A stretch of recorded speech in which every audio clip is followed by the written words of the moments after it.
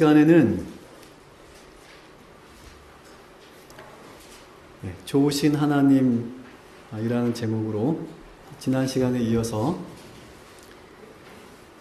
하나님의 창조 사역 가운데 나타난 그 섭리와 그 의미와 그 뜻과 그 목적들을 생각해 보려고 합니다.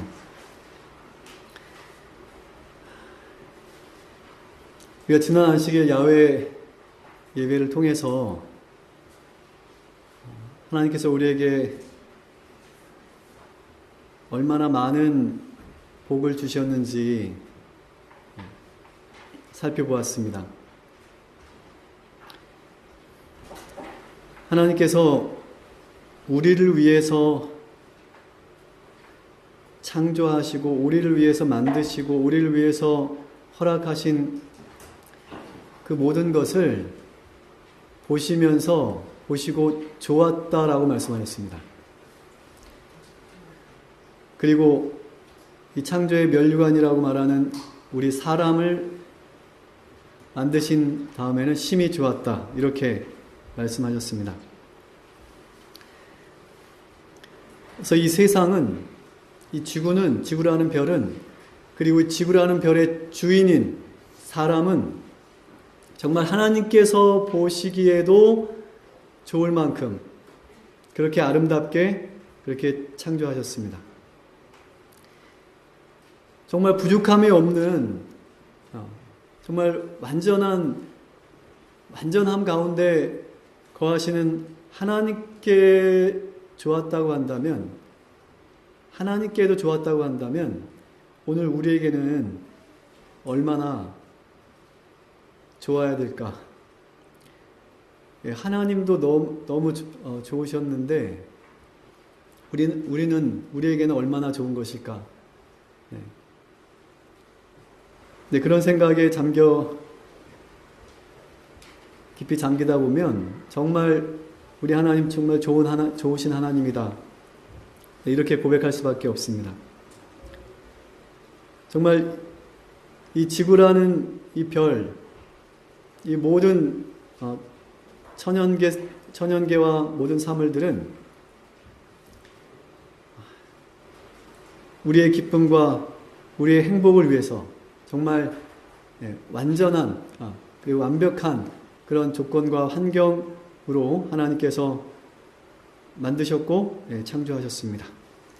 그래서 이 하나님의 창조의 세계, 사람을 위한 가장 완벽하고 완전한 이 행복의 공간, 이 기쁨의 공간, 여러분 이것을 즐길 수 있게 되시기 바랍니다.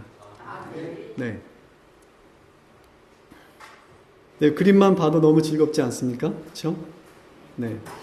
뭐 이 그림보다는 비교할 수 없을 만큼 창조 당시에는 더 아름다웠을 것이라고 생각이 되는데요. 우리가 이 하나님의 창조의 세계를 즐기되 내 마음대로 즐기는 것이 아니라 하나님 뜻대로, 그렇죠? 믿음으로 즐겨야 된다고 생각합니다. 그래야만 이 좋은 것이 우리에게 진정 좋은 것이 될 수 있기 때문이죠. 오늘 우리 주제 성경절처럼 가운데 나타나 있는 말씀처럼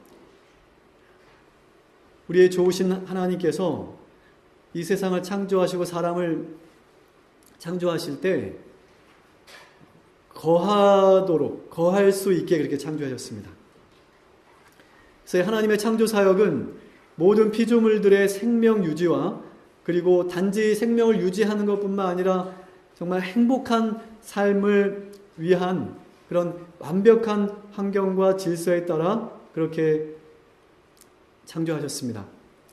만약 첫째 날에, 우리 지난 시간에 그 창조의 그 주일에 하나님께서 어떻게 창조하셨는지에 대해서 말씀을 나눴었는데, 첫째 날에 빛을 창조하셨잖아요. 근데 만약에 첫째 날에 식물을 창조하셨으면 어떻게 보냈습니까? 네, 다 말라 죽어서 사람을 창조하실 때쯤 되면 사람이 먹을 게 없어가지고 살기 참 힘들었을 뻔했습니다. 네, 첫째 날에 식물을 창조하셨다면 빛이 없어서 광합성이 일어나지 않아서 식물들이 아마 다 말라 죽었겠죠. 그리고 둘째 날에는 궁창을 창조하셨는데 만약 둘째 날 들짐승들을 둘째 날 만드셨다면 그들 역시 먹을 것이 없어서 아마 고통스러웠을 것입니다. 만약에 셋째 날에 사람을 먼저 창조하셨다면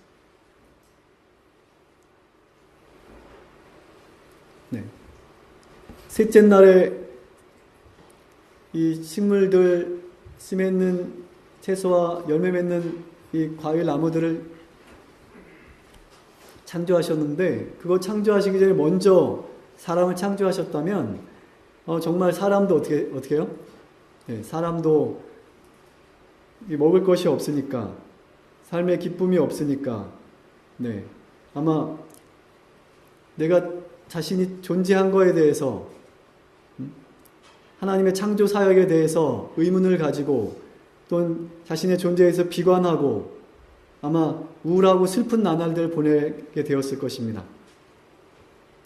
그러나 하나님께서는 하나님의 그 완전한 지혜에 따라서 질서 있게 이 세상을 창조하셨어요. 그래서 모든 동식물들과 그리고 사람이 살 수 있게, 거할 수 있게, 정말 기쁨과 행복으로 살아갈 수 있는 그런 모든 환경을 먼저 갖추신 다음에 그 다음에 거기에 생명을 그리고 존재를 만드신 것입니다.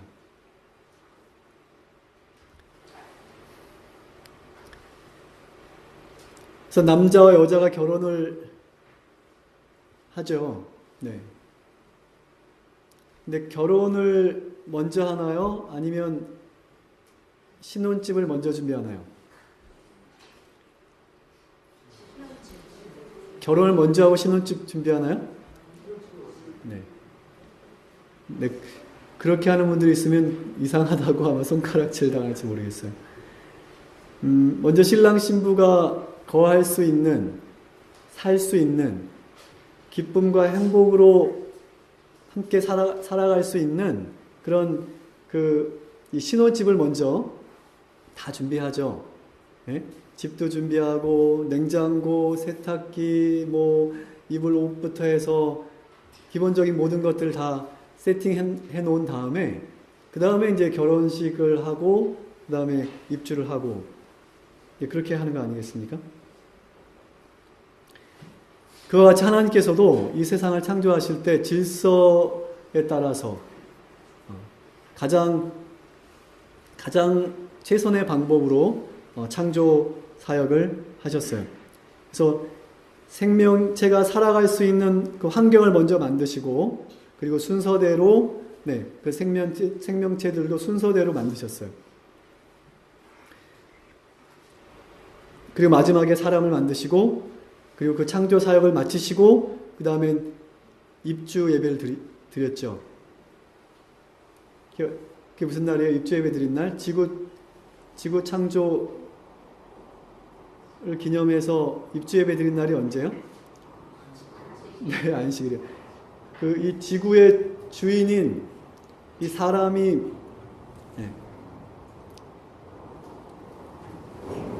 그 입주 예배 드린 날이 사람이 살아갈 그 삶의 터전, 그 환경을 위해서 입주 예배, 감사 예배를 드린 날이 그날이 바로 안식일입니다.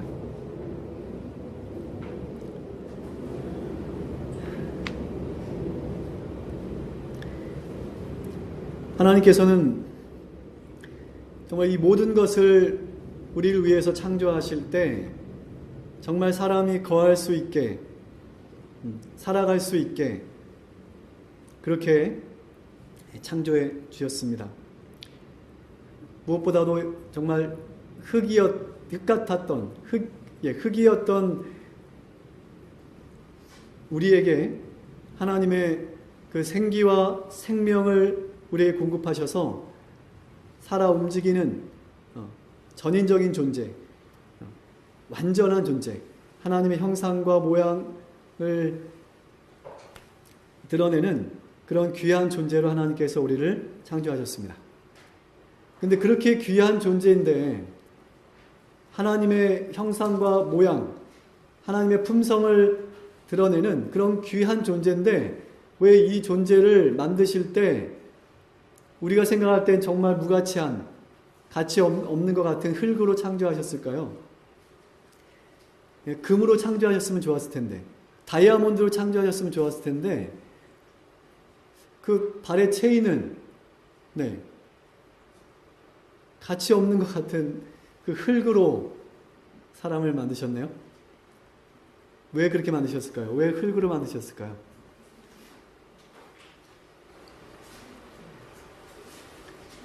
네, 흙은 가치 없어 보이지만 사실은 그 무엇보다도 중요한 것이 흙입니다. 땅이에요. 이 땅은 우리 지구의 기초가 됩니다. 그리고 땅은 모든 것을 품어요. 모든 것을 품고 또 모든 것을 지키고 그리고 그 가운데는 생명을 품고 있어요. 땅은 생명을 품고 있어요.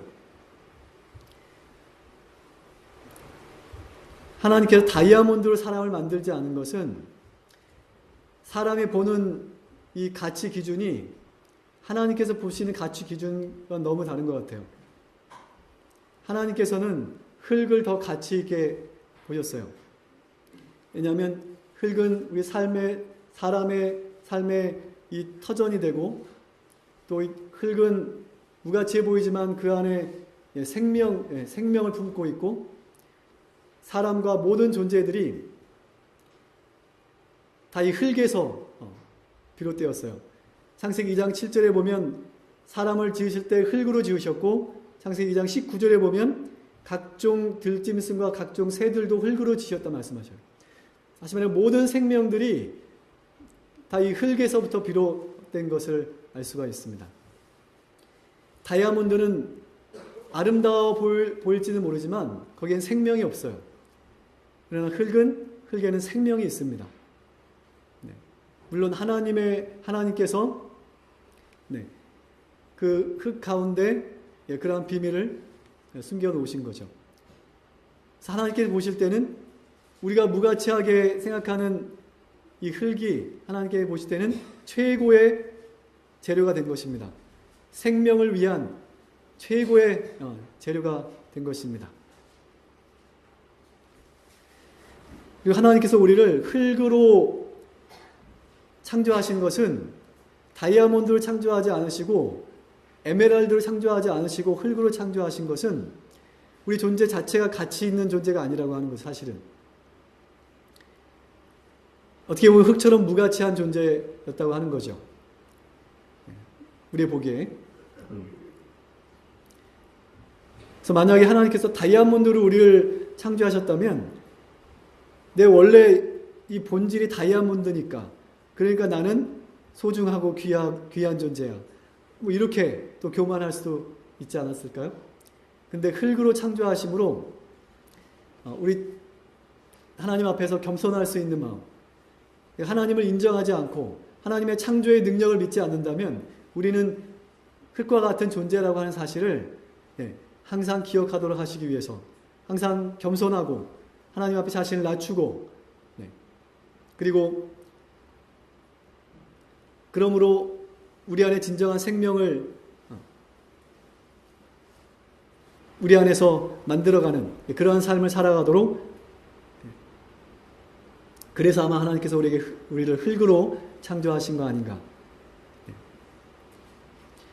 다이아몬드는 딱딱하지만 흙은 또 부드럽지 않습니까? 모든 것을 다 품고 또 모든 것을 다 해독하고 모든 것을 다 받아들이면서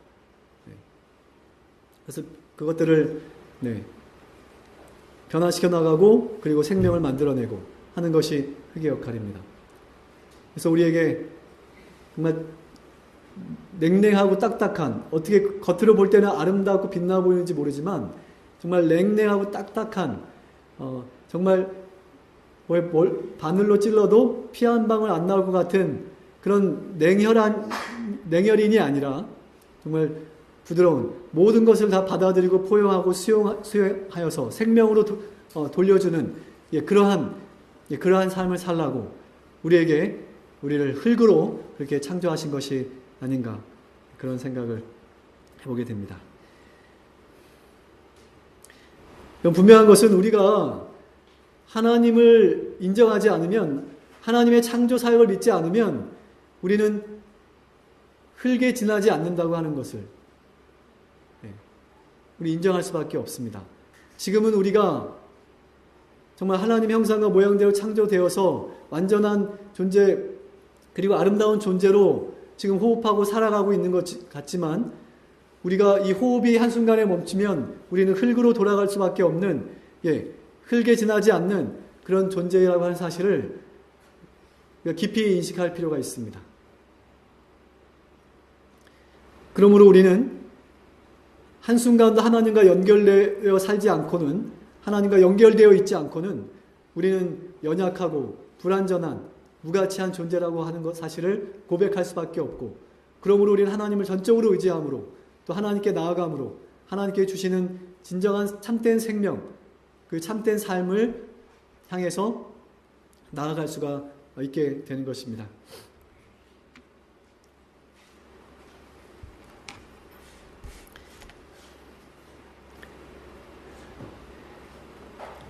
이 아름다운 세상, 이 아름다운 세계, 사람의 기쁨과 행복을 위해서 하나님의 완전한 지혜로 고안되고 설계되고 창조된 이 세계, 그래서 사람이 이 오감을 통해서 그 기쁨과 행복을 증진시키며 정말 참된 만족과 기쁨으로 살아갈 수 있도록 그렇게 하셨어요.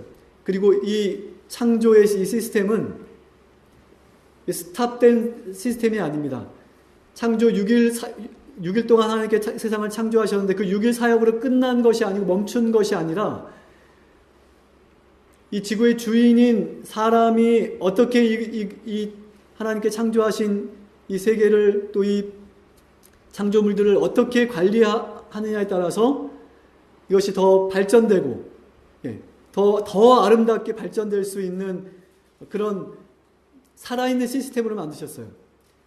사람이 하기에 따라서, 사람이 얼마나 잘 이것들을 관리하고 하냐에 따라서 이 세계는 더 아름다워지고 더 행복해질 수 있도록 그 기쁨과 행복이라고 하는 소스가 무한정 공급되고 재생되는 그러한 시스템으로 만드셨다고 하는 것입니다.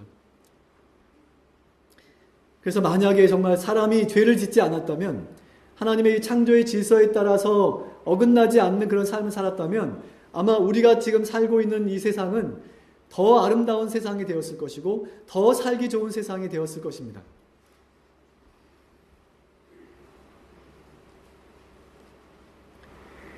그런데 이 죄라고 하는 것이 우리 인간의 마음속에, 또 인간의 삶 속에 이 죄라고 하는 것이 들어오면서 이 창조의 질서, 참된 기쁨과 행복을 향해서 계속해서 발전해 나아가는 이 창조의 시스템이 깨져버렸어요.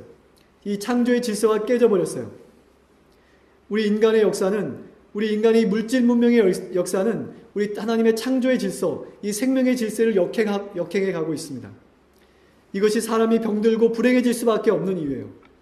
하나님의 창조의 질서, 하나님의 그 뜻을 벗어나서 어긋나게 인간의 욕심과 욕망을 채우는 그런 저질의 그런 삶을 택한 결과로서 오늘 우리 이 아름다운 세계가 파괴되고 망가지고 우리 인간은 불행해질 수밖에 없는 그런 상태에 이르러 왔다고 하는 것입니다. 그러므로 우리는 다시 한번 하나님의 그 창조 계획, 그 창조의 질서 가운데 있는 하나님의 섭리와 우리 인간의 삶을 위한 하나님의 섭리와 뜻을, 그 질서를 우리가 깊이 생각해 보는 것은, 살펴보는 것은 우리에게 매우 중요하다고 생각합니다. 창세기 1장에 보면 1장 26절부터 28절에 보면 하나님께서 사람을 지으실 때 하나님의 형상과 하나님의 모양대로 사람을 만들었다고 기록하고 있습니다. 그래서 쉽게 말하면 사람은 다른 피조물들하고 차원이 다른 존재예요. 하나님의 형상과 하나님의 모양대로 창조된 하나님의 자녀들로서 창조된 그런 존재란 말이죠. 그러므로 정말 심히 사람을 만드신 다음에 심히 기뻐하셨다라고 그렇게 성경을 기록하고 있는 것이고요. 근데 27절에 보면 하나님이 자기 형상 곧 하나님의 형상대로 사람을 창조하실 때 남자와 여자를 창조하시고라고 기록합니다. 남자와 여자를 창조하셨어요. 그 순서에 따르면 보면 남자를 먼저 창조하고 여자를 먼저 창조했습니다. 그 남자와 또 그 순서에 따라 여자를 창조하는 그 사역은 그 창조 사역은 창세기 2장에 보면 좀 더 구체하게 자세하게 기록하고 있는데 이 여자를 창조하신 것은 모든 창조를 끝내신 다음에 필요에 의해서 아담이 원하니까 필요에 의해서 창조하신 것이 아니라 이미 하나님의 완전하신 창조 계획 속에 포함되어 있었다고 하는 사실을 우리가 창세기 1장 27절에서 확인하게 됩니다. 여자는 필요에 의해 창조된 존재가 아니에요. 하나님의 완전하신 창조 계획 속에 이미 포함되어 있던 그런 존재입니다. 그런데 하나님의 창조 사역의 완성으로서 사람, 곧 남자와 여자를 창조하셨는데 하나님께서는 그 완전하신 그 지혜 가운데 그 창조의 질서를 따라서 여자를 먼저 창조하지 않으시고 남자를 먼저 창조하셨습니다. 여자를 먼저 창조하셨으면 더 좋지 않았을까요?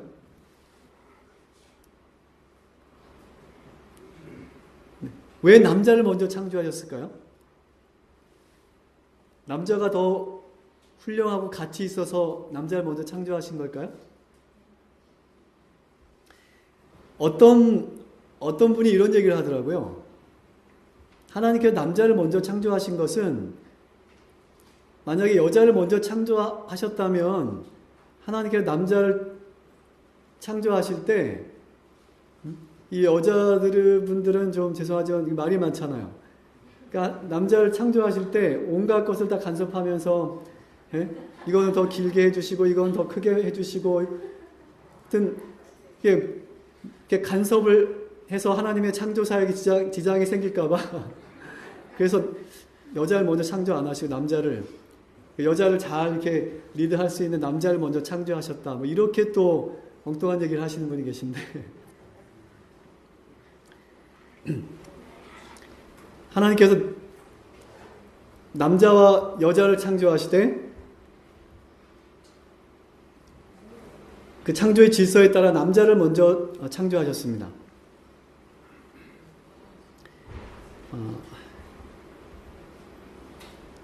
여기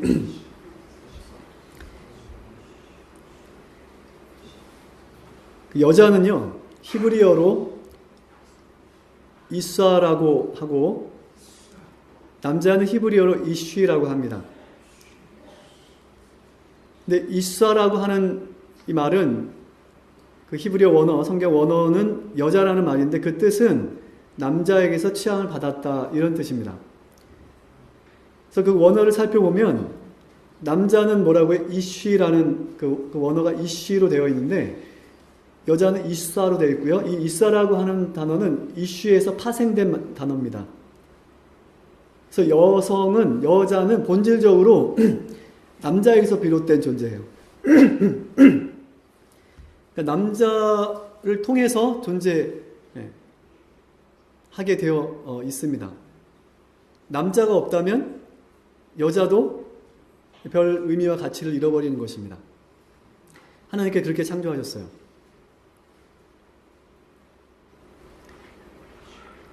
그래서 여기 재림신도의 가정 25페이지에 보면 남자의 일부로서 뼈 중에 뼈요 살 중에 살인 여인은 아담의 제2의 자아다. 네, 이렇게 기록하고 있고요. 또 부자선지자 56페이지에 보면 어디 갔어? 네. 그 여자는 아담 자신의 한 부분이었다. 이렇게 기록합니다. 그래서 아담은 창세기 2장 23절에 보면 하나님께서 아담을 잠깐 잠재우시고 그다음에 그 안에 그 배필인 하와를 만드셔서 아담에 이끌어 오실 때 아담이 그 하와를 보면서 한 얘기가 내 뼈 중에 뼈요 내 살 중에 살이다. 이렇게 얘기하지 않았습니까? 그렇죠? 그래서 이 말씀과 같이 이 여자는 하와는 남자의 일부분이었습니다. 또는 제2의 아담이었어요. 제2의 자아였습니다.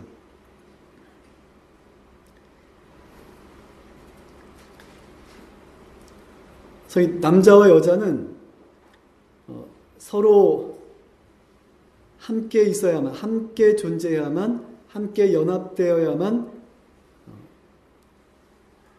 진정한 존재의 의미를 갖출 수가 있는 것입니다. 이것을 사람이라고 하나님께서 정의하셨어요. 남자만 있으면 또 여자만 있으면 이게 완전한 존재가 될 수가 없어요. 이 남자와 여자가 완전히 연합돼야만 이게 완전한 존재가 되도록 그렇게 하나님께 계획하셨어요. 자, 그런데 고린도전서 11장에 보면 이런 말씀이 있습니다. 남자가 여자에게서 난 것이 아니요 여자가 남자에게서 났으며 또 남자가 여자를 위하여 짐을 받지 아니하고 여자가 남자를 위하여 짐을 받은 것이니. 자, 이런 말씀이 있어요.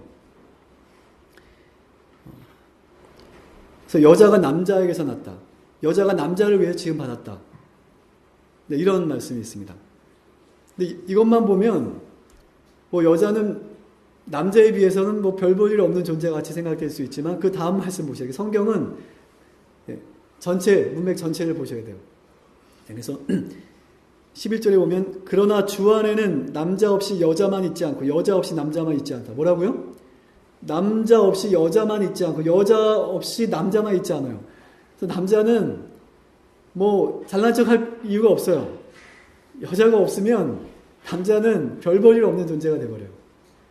여자도 마찬가지지만 남자도 마찬가지예요. 이 남자와 여자가 온전히 결합하고 연합될 때만이 존재의 의미와 가치를 얻게 되는 것입니다. 그래서 하나님께서는 그 창조의 질서에 따라 남자를 먼저 창조하셨는데 그것은 하나님의 완전한 지혜로 그렇게 하신 것입니다. 남자가 먼저 창조된 것은 하나님께 남자를 먼저 창조하신 것은 남자가 더 뛰어나거나 더 높은 위치에 있다는 것을 의미하지 않아요. 이것은 하나의 순서일 뿐입니다. 이것은 인간의 참된 기쁨과 행복을 위한 하나님께서 정해놓으신 하나님의 완전하신 지혜로 정해놓으신 순서일 뿐이에요. 남자와 여자는 고린도전 11장에서 말씀하고 있는 것처럼 모두 하나님에 의해서 창조된 동일한 피조물입니다. 누가 더 잘났거나 누가 더 못났거나 높거나 낮거나 이런 것이 아닙니다. 하나님께서는 사람의 행복을 위한 최선의 방법과 질서로서 남자를 먼저 창조하셨어요.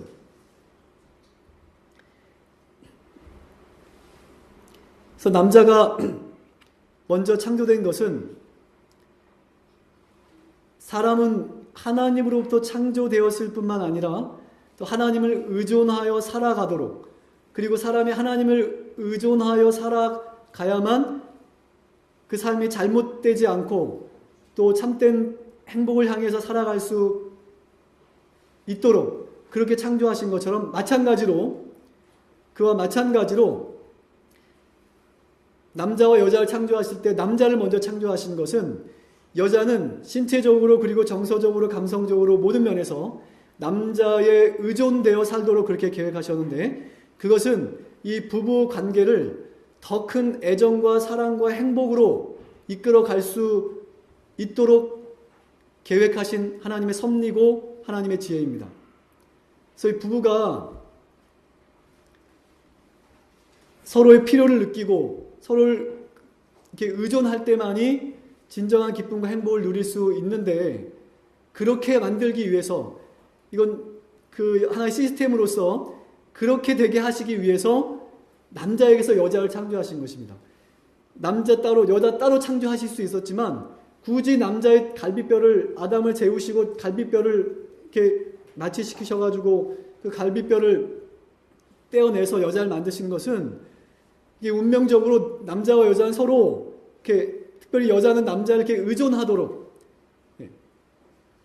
의존하여 살도록, 그리고 남자는 또 내 뼈 중에 뼈, 내 살 중에 살이니까 더 소중하게 아끼며 살도록, 그렇게 서로 친밀한 연합과 결합을 통해서 참된 기쁨과 행복을 만들어 가도록 하시기 위해서 그렇게 창조의 질서 가운데, 하나님의 완전하신 지혜 가운데 그렇게 창조하신 것입니다.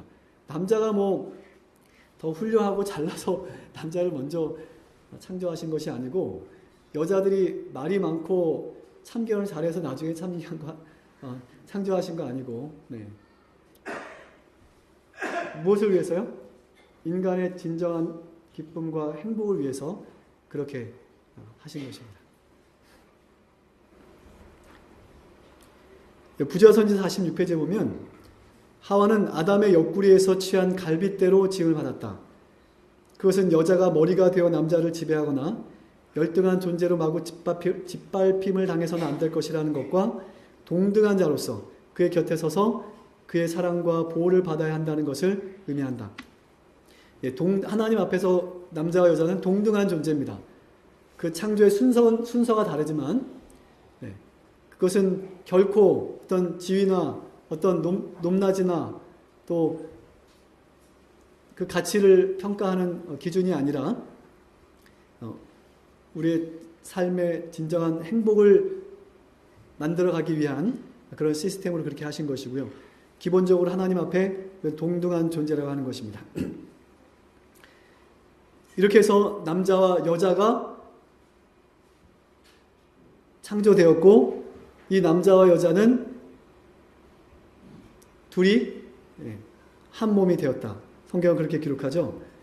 네, 이거 탈무드에 있는 말씀이고, 네,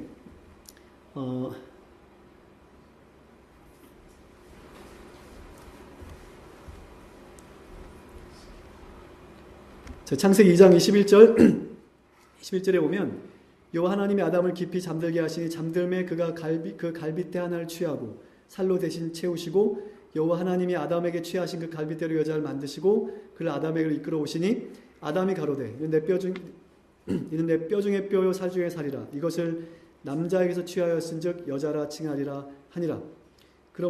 이러므로 남자가 부모를 떠나 그 아내와 연합하여 둘이 한 몸을 이룰지로다.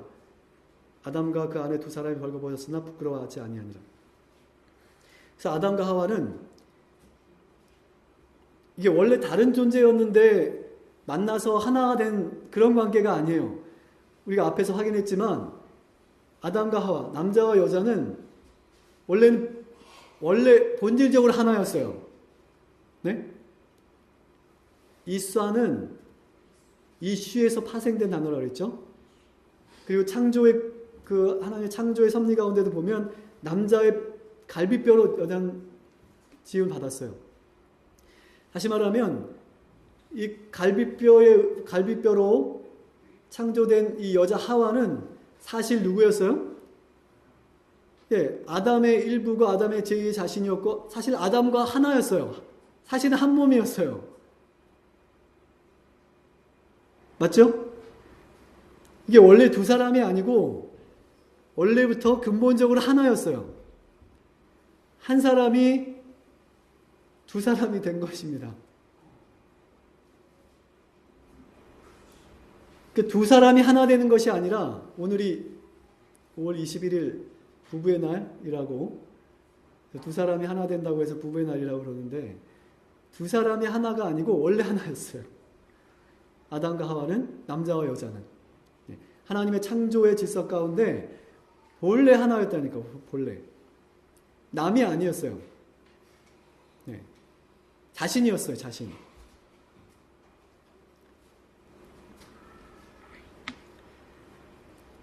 그래서 아담과 하와가 처음 딱 만났지만, 벌거벗은 상태로 딱 만났지만 하나도 안 부끄럽네? 부끄럽질 않아. 왜요? 나를 보는 것 같아. 그래서 난데? 응? 좀 어색했는지는 모르겠지만 아담이 그렇게 고백했잖아요. 내 뼈 중에 뼈요, 내 살 중에 살이라. 이거 난데 이거? 그러니까 부끄럽진 않은 거죠. 한 몸이니까. 네. 한 몸에서 원래 하나였는데 이제 둘이 됐는데, 이거 놀라운 신비입니다. 이것은 우리가 이 부부는 가정의 시작이고 가정의 중심인데, 하나님의 창조 사역은 이렇게 두 부부가 연합함으로 완성이 되었어요. 남자 여자가 창조된 것으로 끝난 것이 아니라 이 남자와 여자가 둘이 온전히 연합하고 결합함으로써 창조 사역이 완성이 됩니다. 그것이 하나님의 창조의 계획이고 뜻이고 목적이었어요. 이 두 사람이 온전히 연합할 때만이 사람이 행복할 수 있고, 그렇게 사람이 행복함으로 인해서 하나님께 창조하신 이 세계가 더 아름다워지고, 또 모든 피조물들도 함께 행복을 만들어 나갈 수 있기 때문에 그런 것입니다. 이 남녀가 관계가 깨어진다면, 이 두 남녀가 온전히 연합되지 못한다면 이 하나님의 세계는, 이 아름다운 세계는 또 망가질 수 있게 되기 때문입니다. 그래서 하나님의 사람을 창조하신 것이 하나님의 창조사역의 면류관이라면, 남자와 여자가 한 몸이 된, 하나에서 둘이 되고 둘이 다시 하나가 된 이 창조의 질서와 창조의 섭리를 통해서 하나님의 창조 사역은 완성되고, 그러므로 이 남자와 여자가 하나 되어 부부가 되는 이 창조의 섭리는, 이것은 창조 사역의 클라이막스가 되는 것입니다. 그래서 남자와 여자는요, 운명적으로 이렇게 만나게 돼 있고, 함께 살게 돼 있고, 함께 삶의 행복을 공유하도록 그렇게 하나님께서 만들어 놓으셨어요. 그래야만 우리의 삶이 더 정말 사람다운 삶이 되고, 더 가치 있고 아름다운 삶이 될 수 있기 때문에 그렇게 만들어 놓은 것입니다. 남자가 여자를 좋아하고 여자가 남자를 좋아하는 것이 이상한 것이 아니고 부끄러운 것이 아니고 잘못된 것이 아닙니다. 네. 당연한 것이에요. 네. 어쨌든 하나님께서는 우리가 다 이해할 수 없는 창조의 섭리와 지혜 가운데 이 신비로운 관계를 만들어 주셨고, 사람은 이 관계를 유지함으로 정말 사람다운 삶, 정말 더 가치 있고 아름다운 삶을 함께 만들어 나갈 수 있게 하신 것입니다. 이것이 창조의 질서이고, 이것이 창조의 비밀이고, 이것이 행복의 비밀이고, 이것이 부부 간의 연합의 비밀인 것입니다.